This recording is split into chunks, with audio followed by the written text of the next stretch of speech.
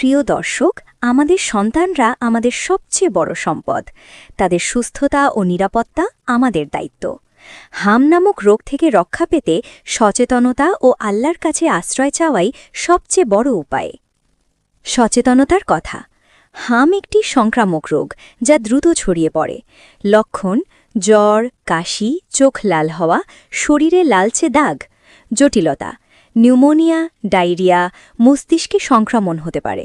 প্রতিরোধ: সময়মতো টিকা দেওয়া, শিশুকে পরিষ্কার রাখা, অসুস্থ হলে চিকিৎসকের কাছে নেওয়া। হাম থেকে বাঁচার দোয়া। দোয়া ১, রোগ থেকে আশ্রয় চাওয়ার দোয়া। বাংলা উচ্চারণ: আল্লাহুম্মা ইন্নি আউযুবিকা মিনাল বারাসি ওয়াল জুনুনি ওয়াল জুজ্জামি ওয়াসাইয়িল আসকাম।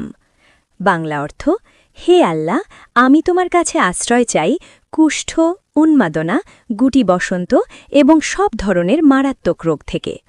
সুরক্ষার জন্য দোয়া।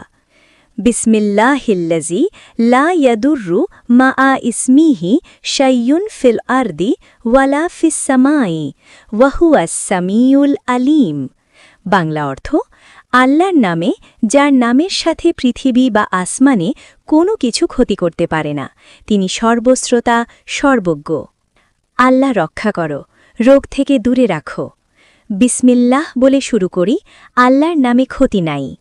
প্রিয় দর্শক, আমাদের সন্তানদের সুস্থতা আল্লাহর পক্ষ থেকে এক অমূল্য নিয়ামত।